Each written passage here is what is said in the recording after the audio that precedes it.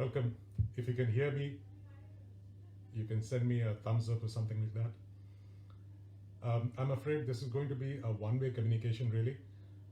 Um, I'll not be able to hear what you're saying, so I request you to write anything that you wish to tell me.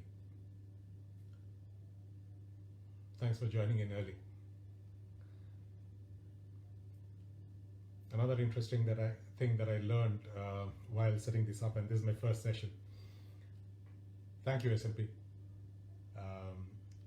I learned is you cannot turn the microphone off. You can imagine the kind of worries that may happen.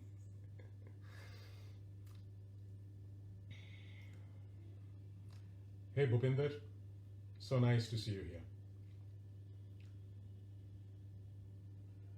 Abhijit, Geeti, welcome. We'll give a few minutes until it is 7 before I start off.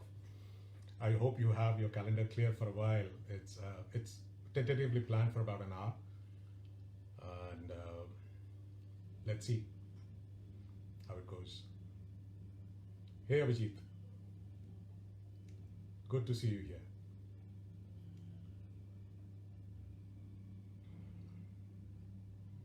Incidentally, some of you might have read the book, some of you may not have. So if you have read the book, you might find certain passages that I have either got a request for, or I have kind of picked because they either appeal to me or I found them very interesting. Maybe a repeat, but you may enjoy certain insights, time permitting, that I might share with you. I might be able to share with you, and especially for the station master, because these are all based on real life incidents that happened, and they have been narrated as I have mentioned in the preface of the book, exactly as they happened. Hi Meena, great to see you. So husband and wife all together, I'm so glad. And for the other book, for Off the Pages, which is a novel, and it's entirely out of my head, so all humor and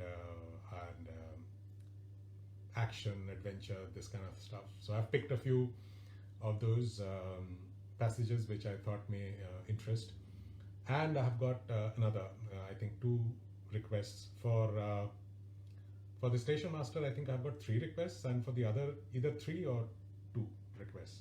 So one of them happens to be a fairly long one. Hi Tanushri, hi Nivedita, good to see you. We're just waiting for another couple of minutes before we start off, another minute, and then it'll be my pleasure. And one caveat which I was thinking I must mention at this point is, again, like I was saying at the, hey Munish, sorry, I just need to greet Munish. He's in the US. Oh, Samira, so glad to see you here. So Munish is an old colleague of mine from my Satyam days, and I'm so happy to see you here, Munish. And Samira is an even older colleague from NIIT. Lovely to see you here, Samira, for waking up this early. Great to have you here. So as I was saying, 1 or 2 caveats. The thing is, this is, as you know, I mean, this is an online session, so things may go, you may have a glitch or something. Just hold on to your patience. I'll try and see if I can resolve it, and we'll go forward. The other is, as I was saying again, there is this Facebook live session as is set up right now. It will be a one-way communication, so I can speak, but if you want to tell me something, you can write to me. Like I can see messages coming in. Shudipto and is it Sudipta? And Swami. Hey Swami, another old colleague. Great to see you here, making time for this. So mentioning that fact that I'll not be able to hear you, but I can certainly take your questions. If you have any questions, I would suggest you hold it until I finish the readings, and then you can ask away. about the passages I read, about the book, about the incidents, any that you wish to highlight, anything, essentially anything, and not just about these books, but about writing in general, whatever you wish to ask. I'll be glad to take them, assuming I can take them. I may not have all answers. So insofar as the books are concerned, maybe I'll be able to. Hi Shukallan, good to see you. So, well, it's past 7, so 2 minutes past 7. Aki is also here. So I'll start off now, and I don't think I'll be able to again greet people by name. Anumita, great to see you. I'll just get cracking on it. So the way that I'll go about first, let me just give you the briefing on that. This is the book that I'll first start off with, which is The Station Master. Like you may or may not know, this is based on all real life incidents, and I'll narrate some background before I start reading. And they happened to this gentleman, the eponymous station master, while he was posted in many towns and cities across Bihar between mid-70s, and then he retired in 2011. So this entire period he was posted in various cities in Bihar. And surprisingly, or maybe not surprisingly, the experiences that he has had are extraordinary. So while I narrate, you will get a flavor of them, and maybe it'll interest you to read the book as well. So here goes. So I'll start off, and I'll start off with the first story from the station master. It's called The Locked Waiting Room, and this is the background to this is this happened in a station where people had, you would come and you would wait at the station, and somehow a particular waiting room would always remain locked and passengers would be hassled by it. So the station master had to deal with it, and it so happened it went into an amazing adventure, which on the surface, on the face of it, may not have seemed that way. So it was quite an interesting happening that. Okay, so I'll start off with this. I'm reading from The Locked Waiting Room, which is a story of the station master. So just as a quick background, the station master's name in the book is Manav Banerjee. He is based on the real life Manas Banerjee, who is a relative of mine, and it was pure happenstance that I was kind of pestering him to tell me some stories, and then he narrated a couple of adventures, and I was hooked. I've written about that in the preface of the book. And it was like I couldn't start my lunch. I just went on listening to him, and then I realized, I told him right then that I needed to write. So he was one of those very upright and conscientious officers of the Indian Railway. And whatever has happened exactly as they have been narrated. So here I'm telling you about how things were happening at that point. So this is about that locked waiting room. He as in Manav, he waited impatiently for the door to make an appearance, and about 10 minutes later, Kailash, who was a porter, entered the office hesitantly, carrying a small suitcase, followed by the woman. Now this woman is at the heart of the mystery. Manav caught his breath involuntarily. The woman was completely unlike any other that he had ever seen. Her presence radiated authority, her grooming impeccable, and poise impossible to tackle. Attired in a pale blue chiffon sari, hair loose and pulled over her left shoulder, she struck a magnificent figure. She was very fair, Too loud. her features regular, with a hint of amusement in her lustrous eyes. Definitely not young, but it was impossible to bracket her into any specific age group. She could be in her late 20s or mid 40s. There was no way to be certain. Manav felt powerless. His mind was without mooring, and he couldn't think of a thing to say. And to make it worse, the woman seemed to guess that effortlessly. And to make it worse, the woman seemed to guess that effortlessly. She laughed softly. In someone less dignified, one could say she giggled, but in this case, definitely not. It was painfully clear. Sorry, just a second. I have been advised to put my mic a little closer to the. Let me know if this works better.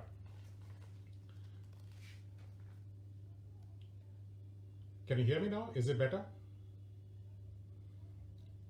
Just put a thumbs up in case if this is sounding better. So she laughed softly. In someone less dignified, one could say she giggled, but in this case, definitely not. It was painfully clear to Manav that she knew she had this effect on people, especially younger men. Manav turned his gaze towards Kailash, a woolly thought burgeoning that he could perhaps pin that man down with better effect. But the woman preempted that completely. In a low-pitched voice that perfectly complemented her appearance, she said, "Permit me, Mr. Banerjee. Poor Kailash has nothing to do with this." With unmatched grace, she walked up to Manav's desk, slung her handbag on the back of a wooden chair, and seated herself, gesturing quite patronizingly for Manav to also take his seat. Manav obeyed without demur, as if it was the most natural thing to do. Kailash gawked, silent. That she even knew Manav's name quite completed his mystification. Who was this woman? So this is the first one that I wanted to bring to your notice.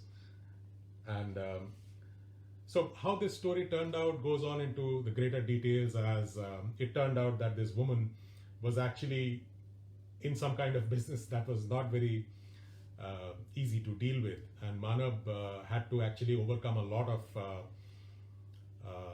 of hurdles, really self-created hurdles and hurdles that were suggested to him before he could resolve this to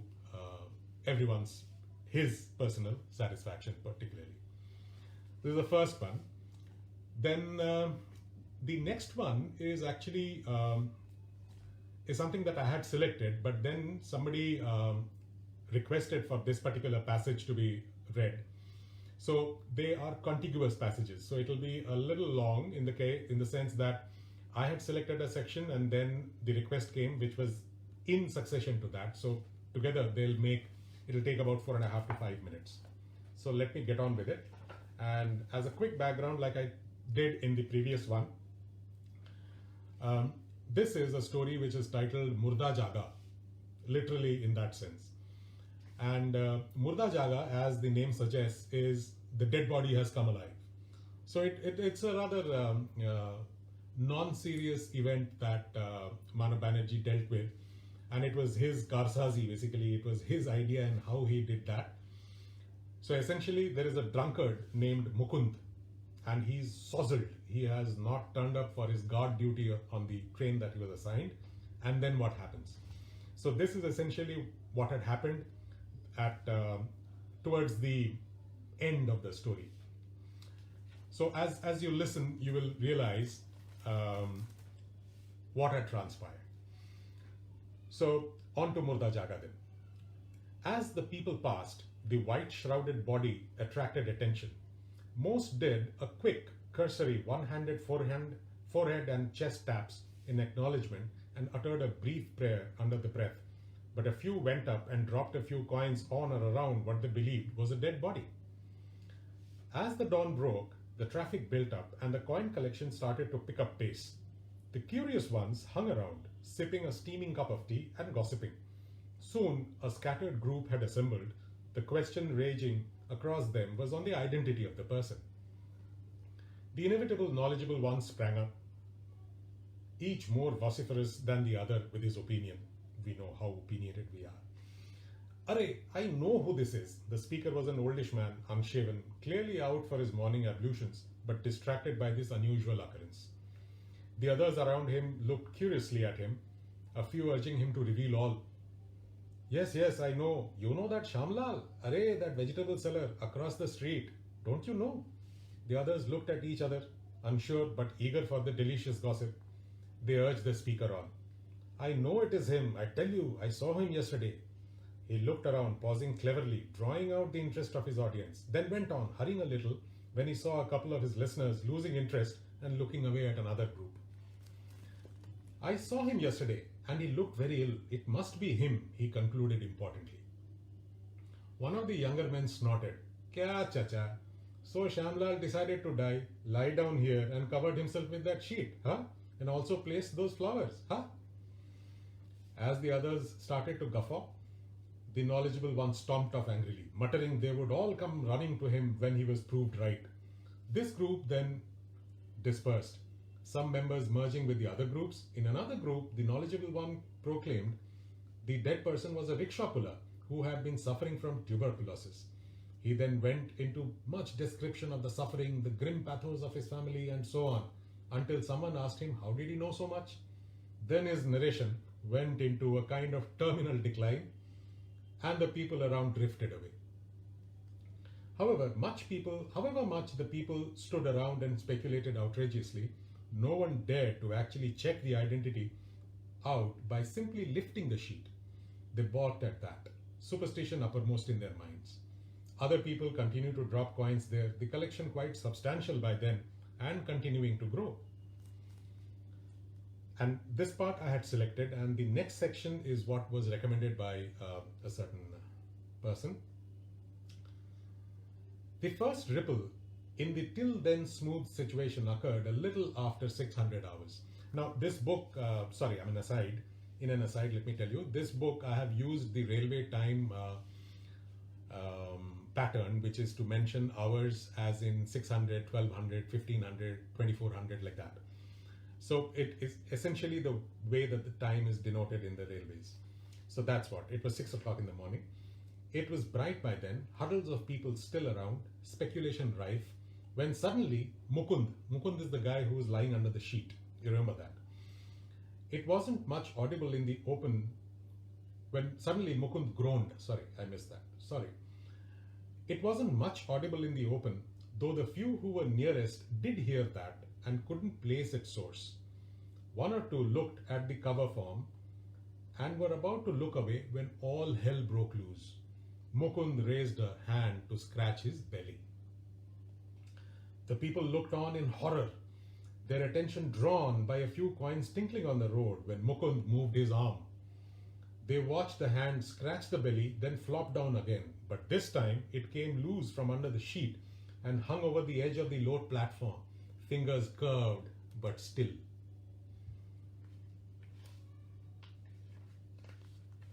Shrieks of fright filled the air as the people shrank back in horror, all wise words frozen. Only gaping eyes and open mouths ranged around. Before sense could regain her throne, the dead man let out a loud snore, gagged on his breath, and hacked a terribly hollow cough. The whole dead body jerking in tune with that coughing. Then he made loud swallowing sounds in his throat and turned on his right, pulling the sheet loose and causing a mini cascade of coins to clatter on the ground. As terror mounted among the people there, it appeared the dead body was settling into another round of satisfying sleep. But that was not to be. All the drinking had apparently caused his throat to run dry, and Mukund groaned again. The curious were perhaps not feeling so curious any longer, just frightened out of their early morning skins, leaving them mostly speechless, excepting for a couple of people that appeared to have plans of keeling over soon. Early morning passengers, either entering the station or leaving it, paused and stared in horrific fascination, barely breathing. Then Mukund woke up. The people watched, hardly believing their own eyes, as Mukund groaned yet again and sat up. He was a sight to behold, hair askew, eyes bloodshot, and peering short-sightedly around him. His shirt was half undone down his front, the vest underneath filthy with sweat and dirt. He scratched his chest and looked around, clearly blown out of his mind on finding himself somewhere he had never, ever expected to be. It was plain he was flummoxed. At that moment, a cry rang out, sharp and clear, Murda Jaga! Murda Jaga! So that is the excerpt from this story called Murda Jaga. I mean, you can share your comments in your, you can write them out and keep sharing them. I'll move on to the sixth story, which is again from the station master, which is the sixth story is actually a very horrific accident that happened in a small station called Banka Ghat. And the story's name is Kanausi. Kanausi is a very colloquial term used in those parts, which denotes plain gold earrings that women wear. And this story actually deals with that, what happens there. Now, let me start off. The story actually starts here, it begins here.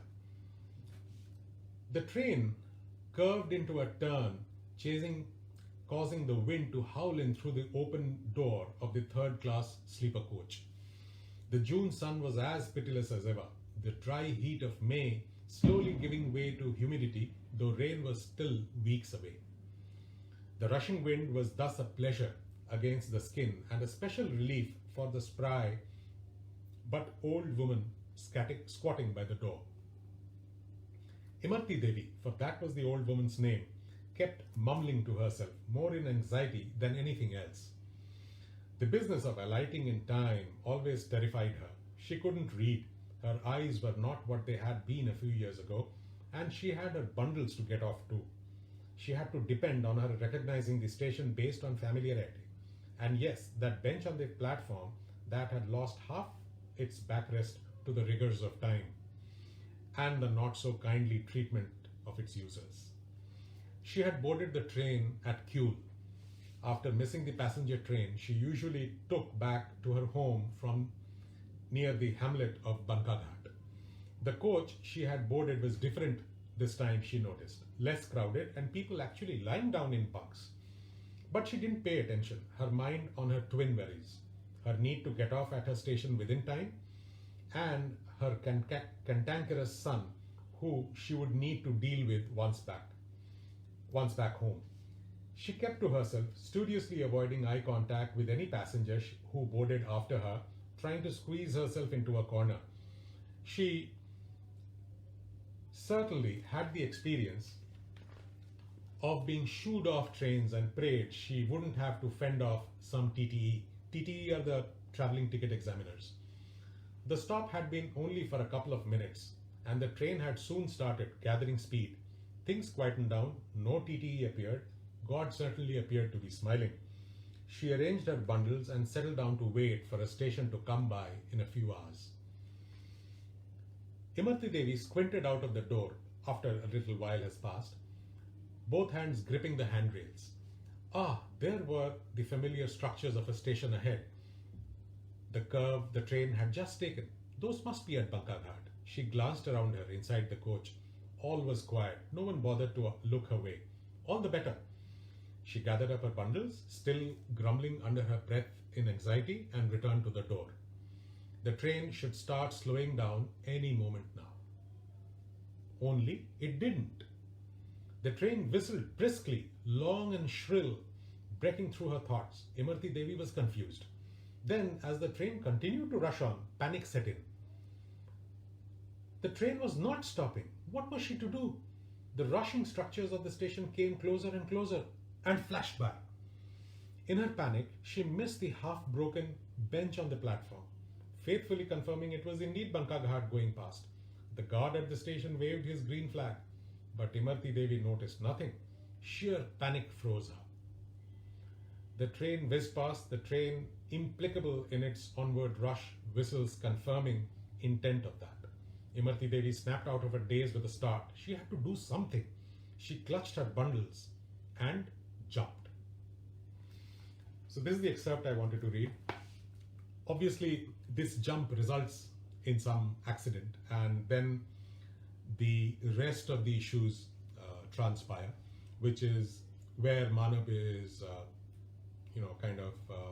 pulled into, and then he had to deal with it and resolve that problem. So this is an incident which dealt with something so small like earrings. I mean, very small piece, 2 pairs of earrings, which caused him a lot of unease because things were not in his control. And he used to be an officer who wanted to be in control of the situation. If it was not, then it bothered him and he had to take action. So then story transcribed. Okay, so let me move on to the next one. This is about another incident which happened in another small station called Jahanabad in Bihar, very close to Patna. And while the tragic, there is a tragic incident that happens that did not happen to him. Can you hear me? Is it better? Vasudha? Please tell me if you can hear me. So this tragic incident happened in the station in the station named Jahanabad, but Manav was posted in Patna. But the entire incident devolved in such a way that he had to actually take charge and come to a resolution for the problem that ensued. So let me read the excerpt, and then I'll tell you what was the issue. So this is regarding this station master who was posted in Jahanabad, a gentleman named, I mean, these names are not real, these are fictitious names, but the incident had happened and the person's name I have not used for obvious reasons. So this gentleman in the book is named Dinkar Prasad. So Dinkar Prasad had gone along with a porter to the liquor shop.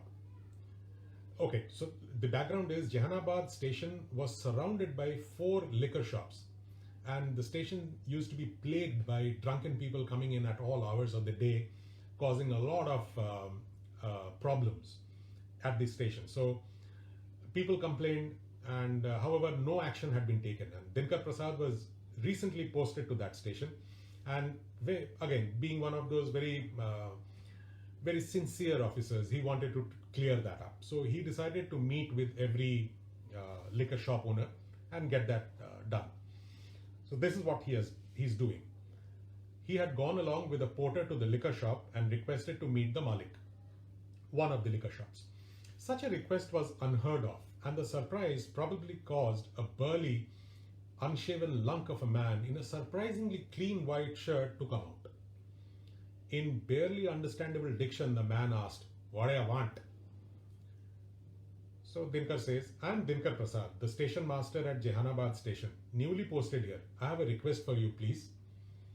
Such language was as surprising.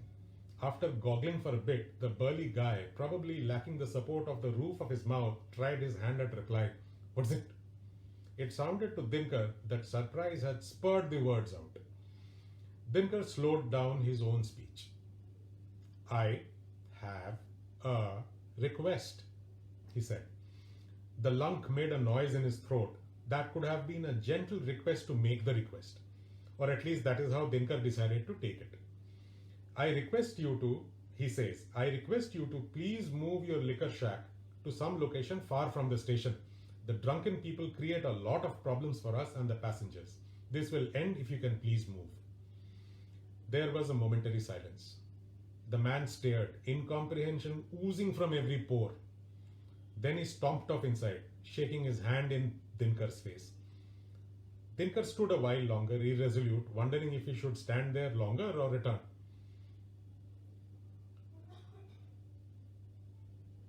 The porter was making mute gestures, appeal in his eyes. The porters were older people, they knew. Appeal in his eyes for them to go back. Just when he was about to turn back, another man emerged. In a kurta pajama, gold chains hanging around his bulging non-neck. There was no neck visible. He had a pock-marked face and terribly stained teeth, possibly thanks to pan, visible through a grimace or a smile that was hard to determine.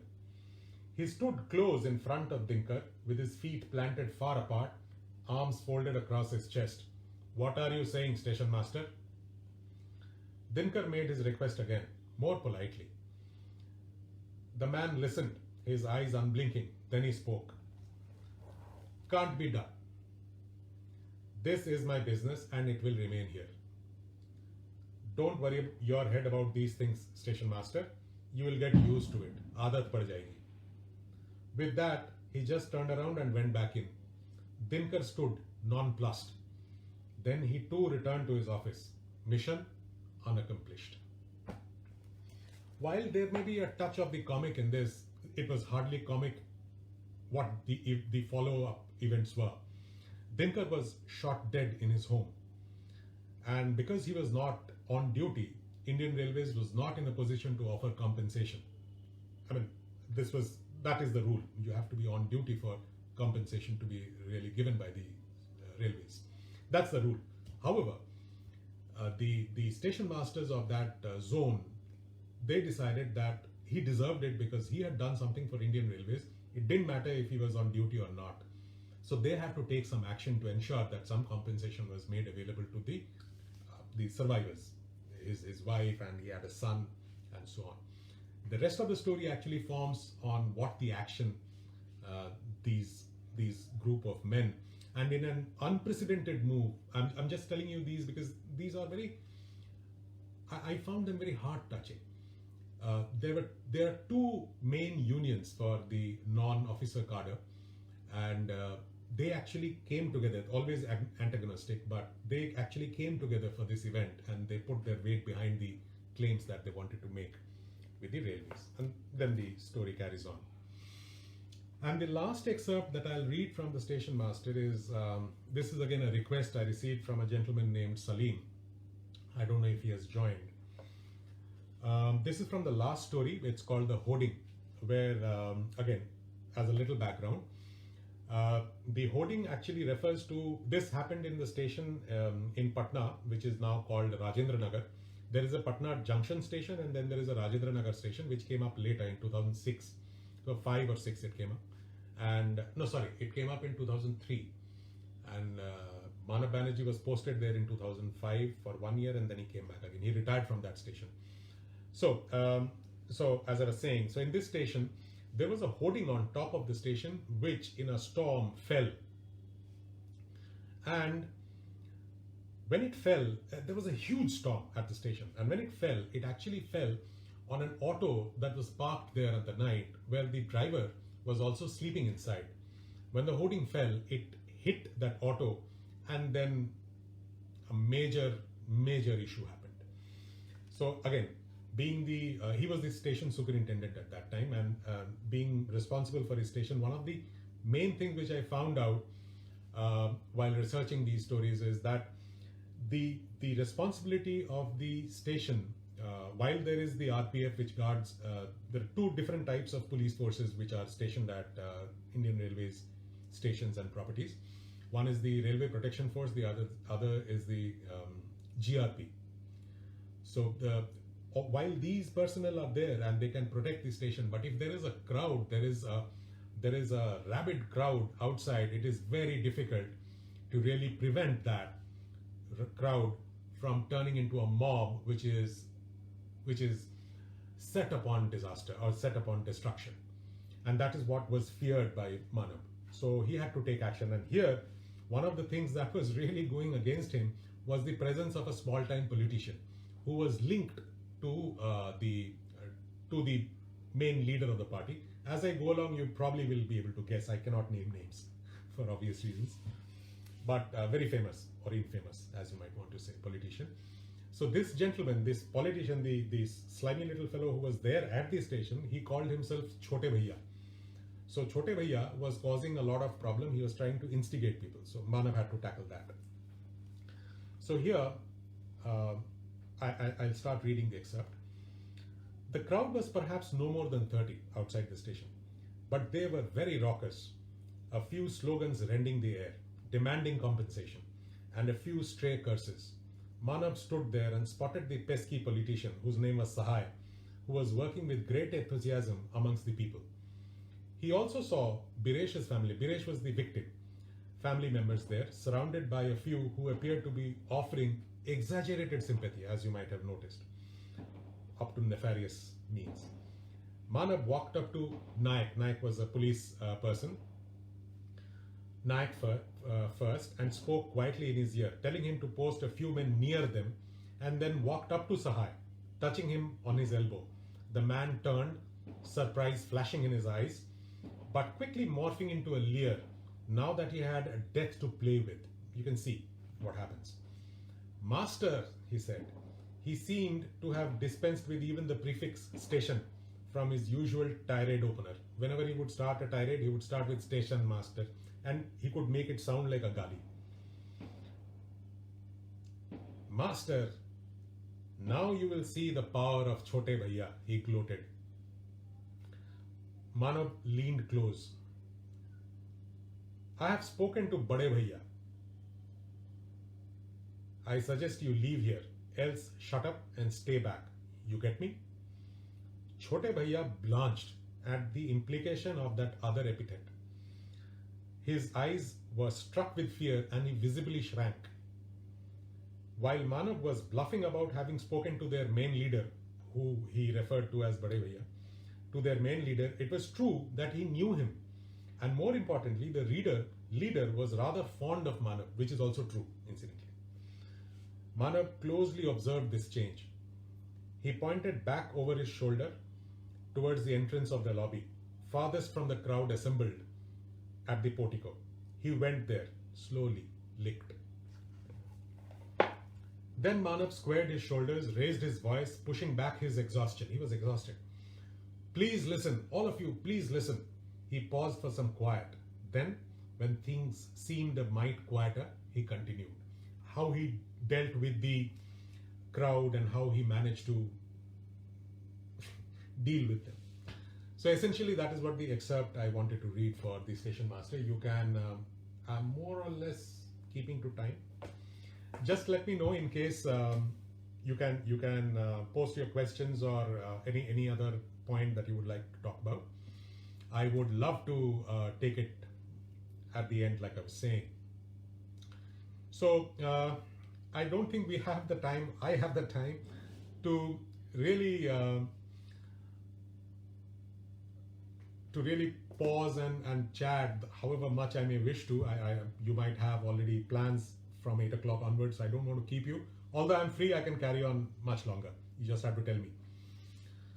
Vasudha, if you're having problem with your connectivity, maybe you can try to log back in, see if you can log out and then log back in, see if it works. All right, so let me get on to the next book, which is, like I was saying, the novel, which is this one, Off the Pages. And I'll be reading certain excerpts out of this.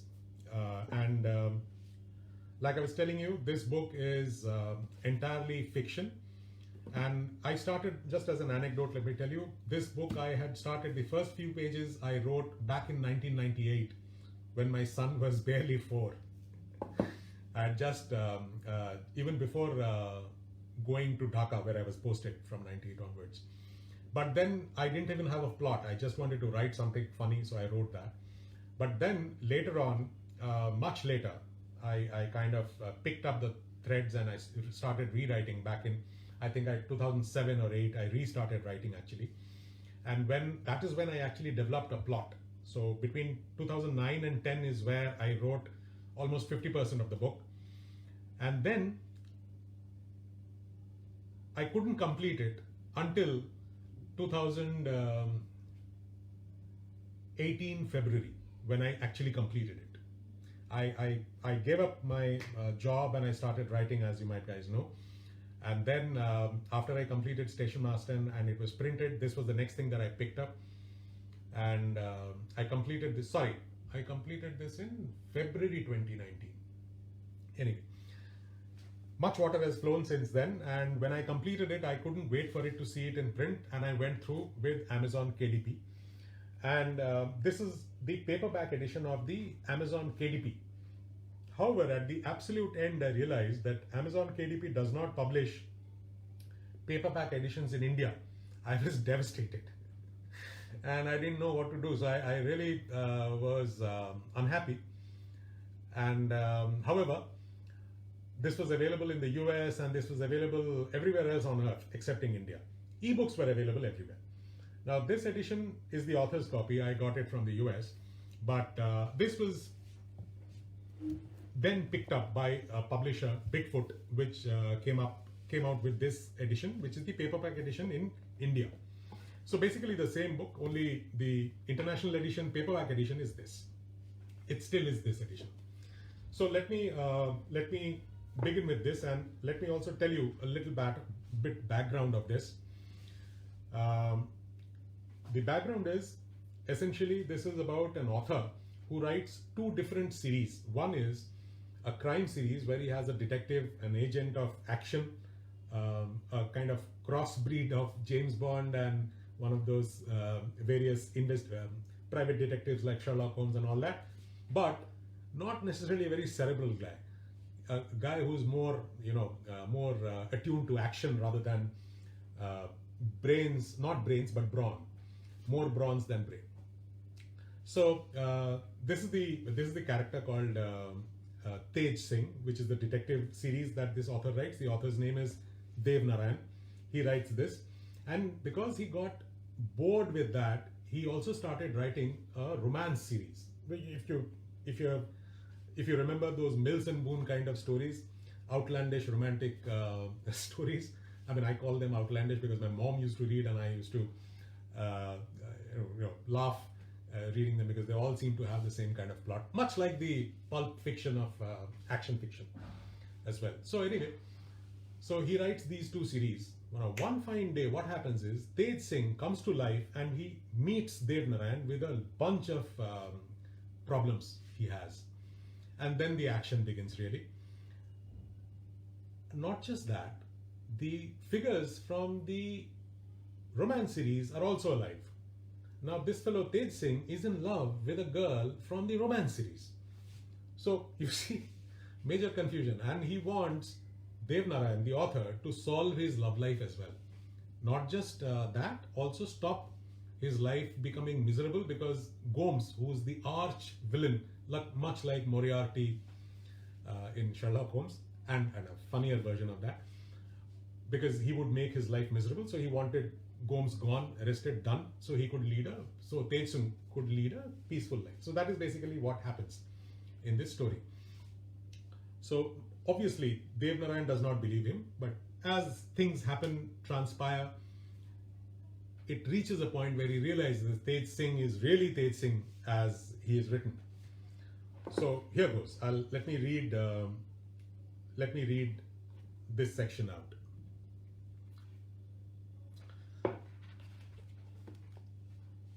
Instead of questioning him further, this is written in the first person, so it is written from Dev Narayan's point of view. The book has two parts. Part 1 is in the first person and part 2 is in third person. So here I refers to Dev Narayan. Instead of questioning him further, I paid closer attention to the women who continued their chatter. Each woman was beautiful, charming in very individualistic terms. One of them was a fair, doe-eyed beauty with lovely silken hair, exquisite arms and hands, and in a pink dress that complimented her in every sense. To her left sat another beautiful woman who was darker, with lissom shapeliness and short hair and snapping large eyes, dressed in a slim tubular skirt and a cream-colored shirt. She was speaking animatedly, waving dainty fingers, emphasizing her story. Across from her sat the fairest among them, wearing her hair long in thick, lustrous bunches. She had her back towards us, so I couldn't see her in any detail. But I remembered her from when they had walked in. She was a man's dream, dressed in a wine-colored salwar kameez that clearly was off no ordinary rack of clothes. And on her right sat another of the beauties, a woman of cream and peaches, with large dark eyes that could bat a man into helpless submission. Thick curly hair cut shapely and in a dress of the lightest green imaginable. My mind was numbed with this surfeit of beauty and that nagging sense of familiarity. But first things first. Tej, my voice was an urgent whisper. Each one is a classic beauty. What do you mean? Who do you mean? For that was exactly what I meant. Was he referring to them collectively? Or heavens, to one specific? His voice was a gurgle. This was ridiculous. Tej had to get a grip on himself. I summoned up some patience. Tej, name the one you mean by her position, okay? There's only one, Dev. His answer was in a reverent whisper. She, and wiggled his brows, eyeing me significantly. This was no help still. You mean the one facing us? I asked, deciding to take initiative. A quick shake of the head. No, a groan. The one to her left then. Go one by one then, I told myself. Perhaps this mystery will reveal itself in the simple process of elimination. No, another groan. You are thick. He stabbed his forefinger in a minute motion, Something clicked and I asked, "You mean the one whose back is towards us, right?" A sigh escaped him. Another escaped him that also formed a worshipful reply. Yes. I swung my eyes back at the woman with her back towards us. Maybe it was the sharp movement that jogged my hitherto fogged brain. Like the last piece of a jigsaw puzzle snapping into place, I suddenly recognized the woman who was facing us. She was Asavri. Even her name popped in from my book, Bittersweet Love. No mistake about that. Sure, having already met so many of the characters from my books should have enabled me to grasp the obvious earlier, but as you would agree, this was most unusual. The sense of familiarity was now clear. Willy-nilly, I was seeing my own creations in the flesh. I realized I was clutching Tej's wrist, probably in my excitement. I let it go and turned to him. "Tej, that's Asavri. She was the chief female protagonist in my book, Bittersweet Love. She's the one who finally bagged that loner industrialist, Dushyant, in that book." The look that Tej deigned to cast at me was pitying to the extreme. "Of course she's Asavri. And obviously we are meeting your characters. What's new in that? In fact, each one of them is from your romance series. Asavri from Bittersweet Love, Ketaki from Love Will Tell, Chloe from Ships in the Dark of Night." He paused. His look altered to one that blended bliss, torture, flaming passion. Ah, now I recognized. And utter despair in one mottled whole. Voice choking and eyes aflame, he completed in a hoarse whisper. "And Hirkani, Asavri's best friend from Bittersweet Love." That's the excerpt. So essentially, this is the passage where Tej Singh is pointing out the girl that he's in love with, and Dev is obviously completely bowled over. Okay, so let me know if you guys are okay with this. The next excerpt that has been suggested to me is a rather long read actually, so I'll keep it for the last. It's an excellent piece. I mean, even though I say it's a good piece, but the problem is that it's a little long, and unless it is read in whole, it may not sound very complete. So I would have to read the whole. It'll take about 8 minutes to read just that bit. So I'll come back to that. Let me read a different one, which I personally enjoy a lot because all of us have had experience with annual appraisals, annual work appraisals. So you know what happens, the kind of gyan you get from your boss, and the kind of hikes you get or the bonus you get, and so on. So what if you were to do this in a criminal organization? What would happen? Okay, so 19, this is the name of a guy. 19, or I should say the nick of a guy. 19 swung the truck hard to the left to avoid a maniac driving a large foreign SUV. The idiot behind the wheel of that large vehicle was undoubtedly the progeny of some well-heeled lout with more money than sense, he fumed, though not quite in the same words. Then he shrugged his barn-like shoulders and carried on with his melancholic thoughts. He was a conscientious employee, and his last annual review had not gone well at all. He was a fairly senior member in Gomes' enterprise. Gomes is that overarching villain, arch villain of this crime series that this author writes. He was a fairly senior member in Gomes' enterprise. Gomes never, ever referred to his gang as anything else. But his direct manager, 19's direct manager, a tall, bald, and very muscular number 6, had informed him gleefully that he, 19, had been found wanting on most of his key result areas. And therefore, there was no hope this year, at least, for a long-desired promotion to a single-digit nick. Now he is 19, it's a 2-digit nick, but now he's hoping for a single-digit nick after a promotion. Instead, that low-life 18 had been promoted to the vacant slot of 9. Damn. That had been unfair, of course, but protocol had to be observed, professional niceties maintained, so he had thanked 6 for his leadership skills, his people management, my foot skills, and the general munificence despite a measly 6.5% hike in his pay and just 50% bonus. For God's sake, 19 was determined to make this year, he's a good guy. 19 was determined to make this year a completely overhauled one. He would shine in every assignment, take required initiatives, and deliver more than what his KRAs called out as his annual responsibilities. He would ensure he delighted the employer and related stakeholders. So, when Six called him to assign him a delivery of a ton of fish, his newfound resolve to outshine his peers was top of the mind. Of course, the delivery of fish, while genuine, was only a cover for him. He had a wet job to take care of, and boy, he said to himself, would he take care of it? A fish, a ton of it. Who's want that, boss? He had asked Six, who had merely grunted, and it was a smirking 18 who gave him the lowdown. You knows who the big boss wants now, right? We think we knows where's they are at.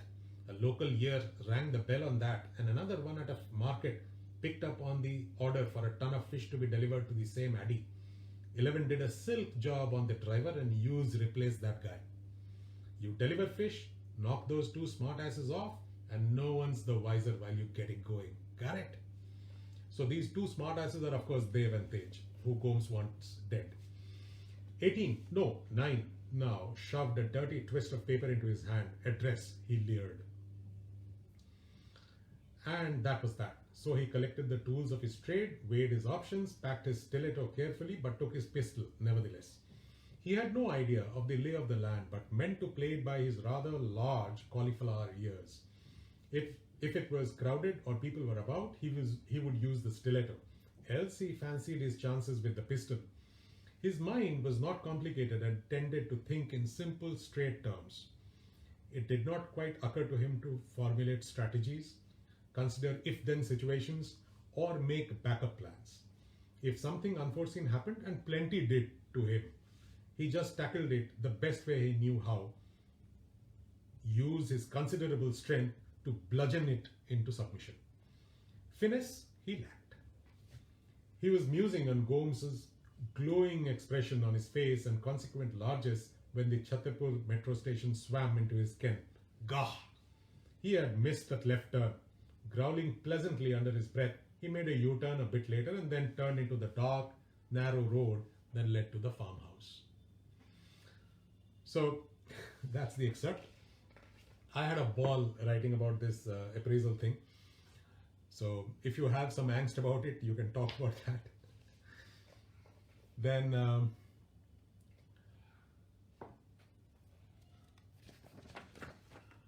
I will read to you about something which I discovered actually while writing this book, which is called prose poetry.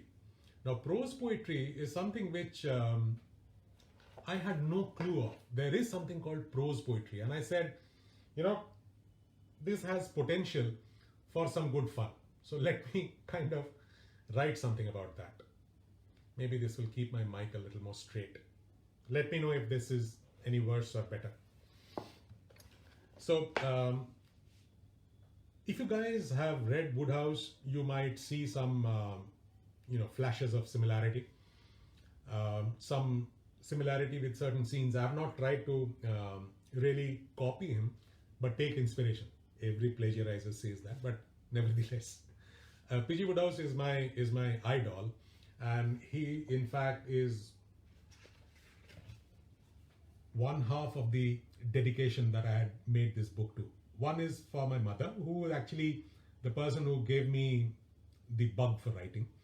So all that is happening right now, you can blame her for it. And P.G. Wodehouse, who I consider the man who could write no English that was not good. Just outstanding. So here, I'm trying to actually emulate a certain scene from a different book of Wodehouse in a slightly different manner. Some 15 minutes later, with a substantial amount of a delectable single malt sloshing within, lending a cheery warmth to the innards and undoubtedly causing an inordinate confidence flowing through the veins, we headed back. Some helpful underling of Ibrahim's had played the St. Bernard to our lost in the blizzard wayfarers, thus fortifying us for the upcoming ordeal. Tej had also sucked up a reasonable amount, and though still appearing a faded version of the keen-eyed investigator he was drawn up as, he presented a confident enough front. A few minutes later, I stood at the center of the hall, all eyes focused on me, or so it seemed to me. Muzi had not wasted a minute. Muzi is a character, had not wasted a minute in winding up OP's tricks. OP is one of those cardboard characters. He has no role. I cleared my throat. Now he's going to read this thing called prose poetry, and entirely my making, made up stuff.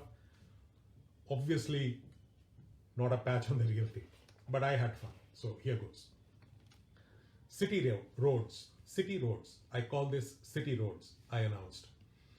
Remember, I, as in Dave, he is like full of single malt. So his confidence is, Dutch courage is very high. The roads of this city run remorseless, endless, tumbling back, tumbling, crumbling, but on and on. They drive regardless of destination, bent on ticking that checkbox. He pounds kilometers, clutch, brake, gear, clashing. Sometimes in order, more in disorder. The flyovers are raised ornaments, mostly cratered with lost stones. The curves misaligned, but yes, they take you there. I often wonder if those roads ever go anywhere.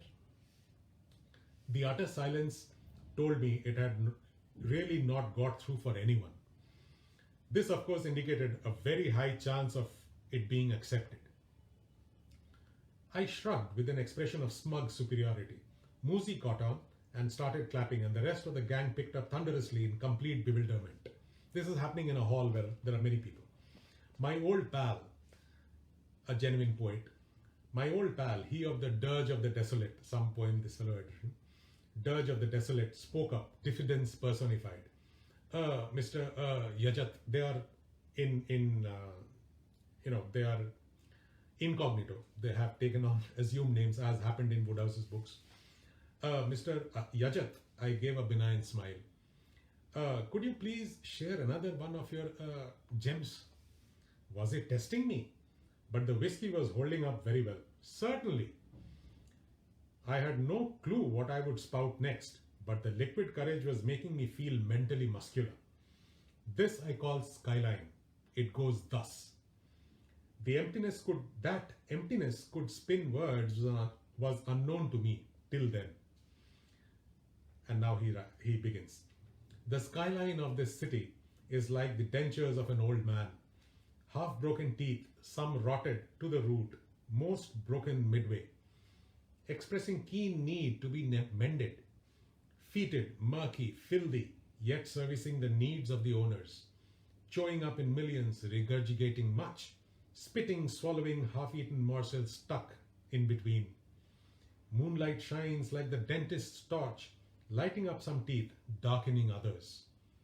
But the dentist's missing. Utter silence followed again by thunderous clapping. I felt obliged to say something. I call it my city series. I end each with what I call the savage stopper. I stood modestly, the smugness undiminished. As claps broke out again, the Dirge of the Desolate chap left in an overwrought manner.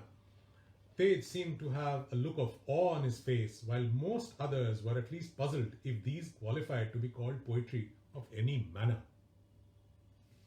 So that's the excerpt. And then there's a lot of action that happens in this section. Then I would like to read, this is the last one and this is again a request that I have received.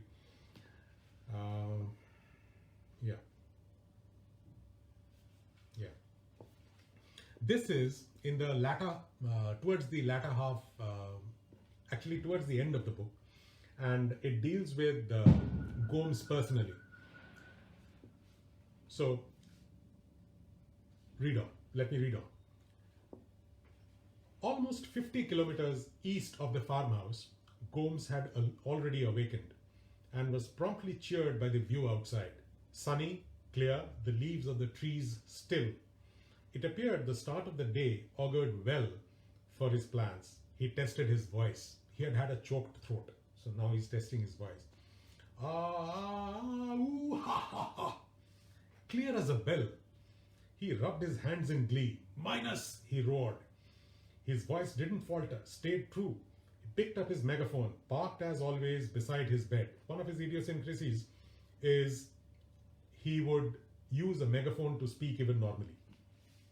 And there is some explanation for that elsewhere. As his assistant jumped in, Gomes yelled through his megaphone, for which Minus was entirely unprepared. Minus is the name of his assistant. Get me my coffee! Gomes grinned dementedly. He didn't mind Minus wincing. He was used to that. He quickly completed his toilet, dressed in his action uniform, field grey battle dress that sported plenty of pockets, holstered his favorite pistol, the Ruger Mark III, carefully combed the remnants of his hair and pronounced himself ready. He marched into the large open space outside his equally large bedroom. This open space was a sort of indoor terrace overlooking the vast floor below. This open terrace was the spot from where he directed his team. Soon they would assemble below and listen to their great leader. Minus was waiting there with his jug of coffee and some hot buttered toasts. Gomes sat down to enjoy his morning cuppas and his extra butter slathered slices of multigrain bread. Minus stood behind, pleased that his boss, very faithful assistant, pleased that his boss had made remarkable progress since the previous day. When he finished these, he picked up his megaphone again. And now the eggs! This time, Minus was more prepared. Like quite a few of the others in the gang, no enterprise, he kept his ears plugged when around Gomes. The noise, therefore, was far less. He went to fetch the eggs from Zillion, the cook. His men below, having heard Gomes on that megaphone, knew their leader had recovered and they could expect to avenge their comrades who had been captured 4 days ago. They went about their tasks, whatever they were, sure they would be called soon for their briefing. While Gomes waited for Minus to return with his eggs cooked just the way he liked them, he looked fondly again at the box in which lay 6 of those splendid fragmentation grenades. He opened the box and gazed at the green pineapples, shining with purpose. He patted them. Their time would come. Soon. Then putting the box away, he opened the WhatsApp reply that he had got from his great pal, the Godman, who resided about 100 kilometers from there. Yes, he had written. It warmed the cockles of his heart yet again, as it had been since receiving the reply the previous day. He should be hearing it soon enough. And true to his expectations, as he was polishing off the eggs, he heard the clatter. Still some distance off, but distinct enough. His pal hadn't let him down.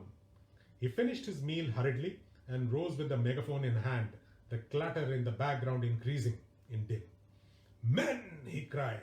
As his men hurried to assemble below the terrace, he thundered, the time has come. Okay, so these are the excerpts that I had planned to read. Now, we are at the hour. Now, unless you would like to carry on, you need to tell me if a few of you are willing to, carry on. Then I can read a little more. That excerpt which I was telling you, I've got a request from a friend, so I'll have to pacify him saying that I couldn't read it. It's a fairly long one. So if you're prepared to be there for about 10 minutes, I can take that. Just show me a few thumbs, then I can go ahead. Let me know. I hope you have been having as good a time that I have been having reading my stuff. Is that narcissistic? Possibly. I'm enjoying it.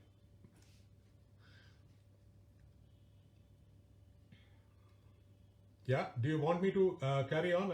I'm seeing 2, 3, 4 thumbs ups. Okay, so I'll go. I mean, there's no hold. There's nothing more beyond this. I'll take the few questions that are there. If you're still hanging in, I'll give my answers to them as well. Okay, great. Here goes. This is happening now.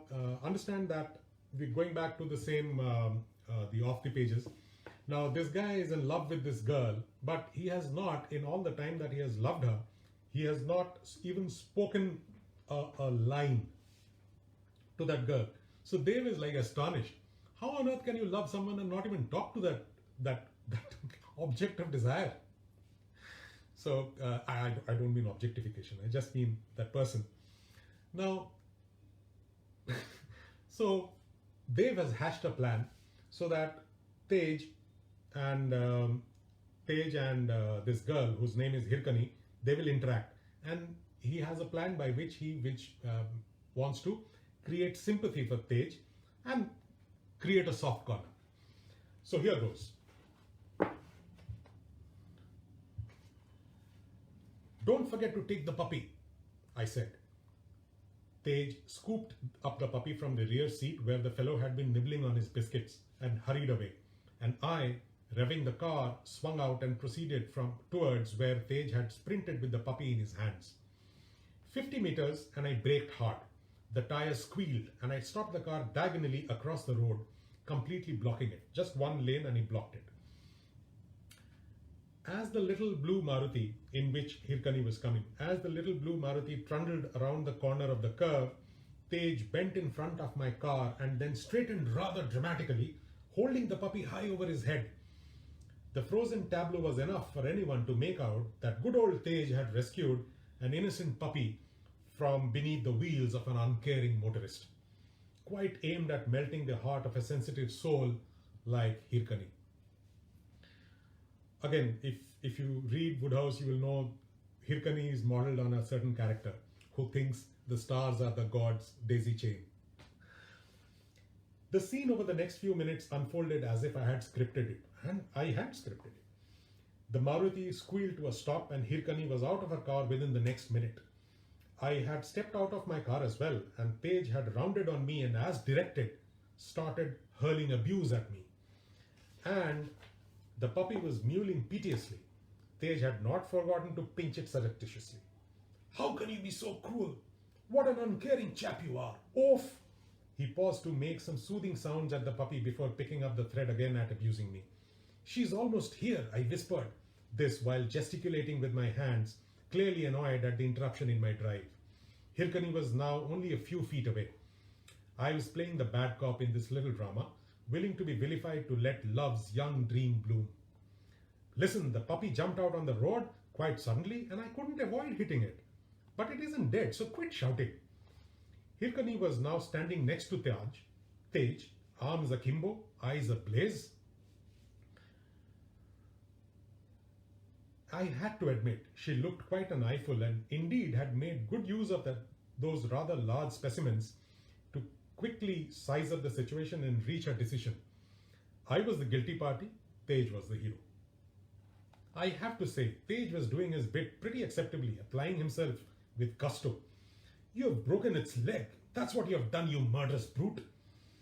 As I was about to protest, all according to my plan, I assure you, an angry squeal heralded her joining battle. You, sir, are a brute. A shapely finger was waving in the vicinity of my nose in harmony with that accusation. Nothing of the sort. I had to continue playing my part of a callous driver. Although all I wanted to do just then was to enjoy the visible success of my plan and perhaps egg them on to closer cooperation. They were united in their anger at me. My guilt was unquestionable in their eyes. And now, enough time's been wasted. I need to go.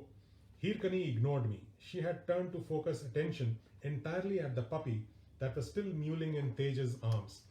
As Tej was about to let fly again at me, she grabbed his arm. Poor wee doggy, let me see little doggy, sweet doggy. Her voice had taken on a tonal quality that brought my ears and teeth to their edge, while the puppy's speak was simply a little too much to bear. With a startled look, Tej turned towards her. Before he could get his bearings or probably recover from the effects of seeing the object of hitherto distant devotion so close at hand, she now addressed him directly, and that too with questions that we had not anticipated. Is this your little doggy? What do you call him? Or is it her? And all the time gently fondling the puppy's head. which was, of course, an experience rather calculated to cause alarm to the puppy, being so little exposed to such terms of endearment. With a ghastly look of helplessness thrown at me, he stammered, "Yes, yes, it is mine, it is, right?" And the last bit was almost an appeal to all helpful souls to come to the aid of the party in distress. I can confidently point to what happened next as the trigger for the rest of the event. Inadvertently, I waded in right where I should not have. Yes, yes, the dog is his, and the shock at this hit me then, causing my sentence begun in haste to peter off in confusion. She eyed me sharply at this, and then she rounded upon poor Tej. "And why are you asking if this puppy is yours?" There was not much hope there from that corner, I knew. I had to do something to retrieve the matter. "It is his. He was walking it. I saw them just before it jumped onto the road." And then inspiration recurred. I turned to Tej. "And you must put a leash on him. He may not be as lucky another time." I'm not sure if Tej had again pinched the puppy, but it squealed out aloud just at this juncture. Quite opportune too, as it diverted Hirkani's attention back to it. "Wee doggy," and she was back to puppy speak, which was a good sign, obviously. Perhaps Tej too found this an opportunity to focus on the puppy instead of establishing ownership, and again picked on me as the target for collective wrath. "Broke his leg, I'm sure. Nasty man." I was also keen to remain within the confines of our script, so I picked up the cue. "I say, this is bloody unfair. You don't keep your dog on leash and blame the whole world for an accident where it isn't even hurt." This should have riled Hirkani, but maybe girls think several threads in parallel, and just then it was the turn of a different thread in her mind. Completely ignoring me again, she asked Tej, "What do you call him or her?" Why on earth would she want to know the name of the puppy? I mean, would you expect to find the name of the puppy each time you ever met? Even for once that you never exchanged a civil word with its owner for? If the matter was not as serious as it was, at least for Tej, what followed would be comical. Again, caught off guard, Tej floundered. Name, he went and cast piteous looks at me. Unthinking responsiveness had me in its clutches. "Tipsy, Tipsy is its name," I blurted and immediately regretted it. Brows knitted, Hirkani was back to her suspicious self. "And why would you know its name and not the gentleman who is apparently the owner?" Neither Tej nor I had any ready response, and before I could bend the beam to come up with something even remotely plausible, she delved deeper. Still patting his head, she pulled at the left forepaw of the puppy. "Show Mama which leg is hurt," she crooned, and succeeded in drawing it out, and established nothing wrong was afoot, literally. And then all hell broke loose. Still in puppy speech mode, she started to pull at its right forepaw while Tej gurgled, unable to articulate, and I was thunderstruck, watching my carefully laid plan come apart. The puppy was by now exasperated. Separated from the much-loved biscuits for quite some time now, it was peevish, besides having had to live through 2, maybe more pinches delivered by Tej. It had pardoned Tej till now as the hand that had fed it those scrumptious biscuits, but things were getting too sticky for its liking.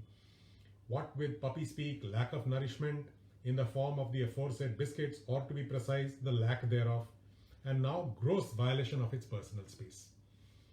As she drew its right forepaw out, the puppy decided it had reached the end of its patience and that it had to take matters into its own hands, or paws, to be precise. In 2 quick tactical moves, it first bit Hirkani's hand and then quickly Tej's too. With its small teeth and small jaw, it obviously packed less than featherweight biting power, but nonetheless succeeded in drawing out a sharp but ladylike howl of pain from Hirkani and a startled grunt from Tej, whose grip loosened and out it sprang, jumping the few feet to the ground and scampering away, evidently much relieved with this escape effected. And my plan thoroughly ruined. There was not much to say or do now. We were exposed. Hirkani turned on her heels, rubbing her bitten hand and flinging an outraged "Liars!" marching away to her car, her back held straight and head high. Before we could collect our wits, she had started her car, which growled in a very disapproving manner, it sounded to me. And swerving over the grassy verge, she drove away, the back of her car imitating her straight back, it seemed to my fevered imagination. We knew we were beaten. That's it. So that's the entire set of readings I had planned. Thank you for giving me the time to read this piece. I hope you enjoyed it. I had a ball. Somebody has written, I think Arun, somebody has written saying that it seemed to him that I had a ball writing the book. Yes, I did. I did have a lot of fun. So, okay, so time for me to take a few questions. I'm just scrolling up to see what are the questions that I should answer quickly.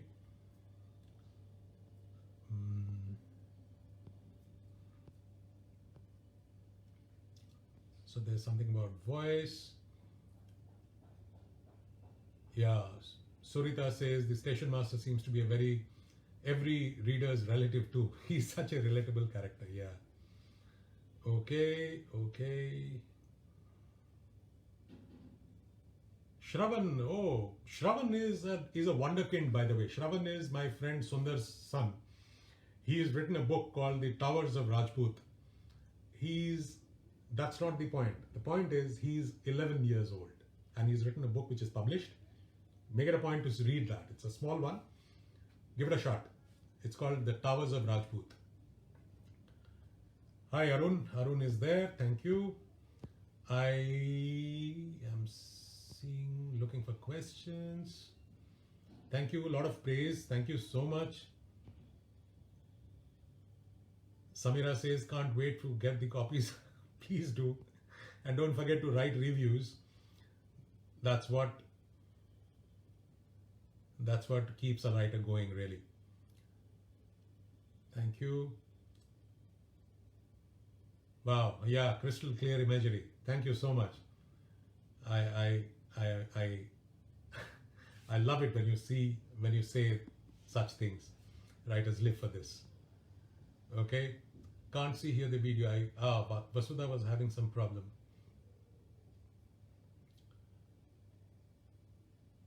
Swami says, yes, it is an impossible thing, isn't it? Off the pages. Of course it is an impossible thing. Of course. But what if? What if? The world revolves, storytelling revolves on what if. So that is a what if. What if it were to happen? Okay, SMP had to leave. Do we get a Desi version of Blanding's Drone Club at some point? Nivedita, oh goodness, how I wish. How I wish. I mean, I would love to. I mean, this character, there is a character called J.K. Purandri in this Off the Pages, who's modeled on some mix of characters from the Blanding set. And Muzi is like one of those girls who's very smart, very quick, and very lovable. So Muzi is actually, her name is Music. I have never heard anyone named Music. I came up with that and I found it to be lovely to me. So, and her shortened form is Muzi. So Muzi is a very interesting character and she has a lot of role to play in the book. So I really wish I can, and it would be like my dream coming true. Okay. Oh, the video was lagging behind.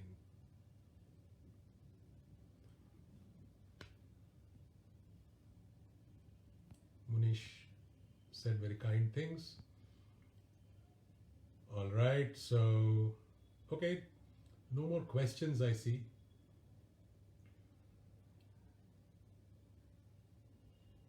Okay, so Swami has a question. Key place in the plot that made you think the most and challenging to decide.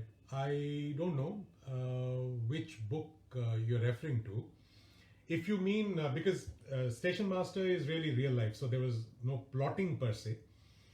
The stories are exactly as they happen. But in Off the Pages, see, the biggest problem that I had, and I had to really bend my brain to come up with a plausible solution.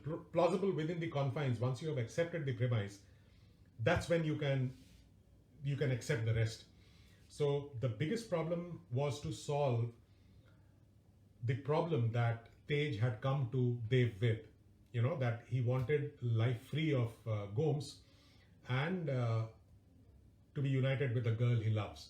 So these were the two basic demands that he had of Dev.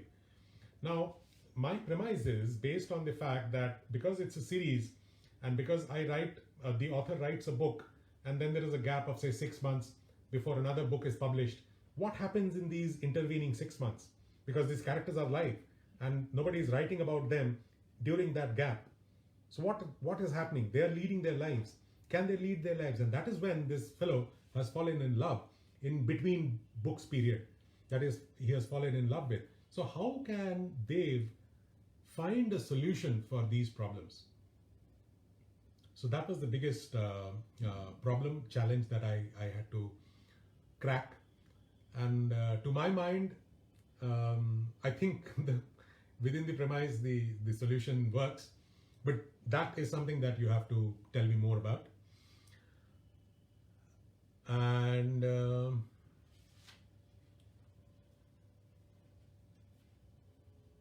okay, so a lot of people have given me a lot of high praise. Thank you so much. And I think we can now end the session. Let me know, write some comments at the end of the post where you can give your feedback, and you can tell me how you like this session. If you like me to read some more, maybe I can share a smaller snippet of something that I am in the process of writing right now, but it's only upon request, and if you tell me, then I can do that. Thank you, and thank you again for attending and giving me this time and all the love that you have shared here. Goodbye. Hope to see you again. And don't forget to review the book if you're writing, because that is what will make the writer live.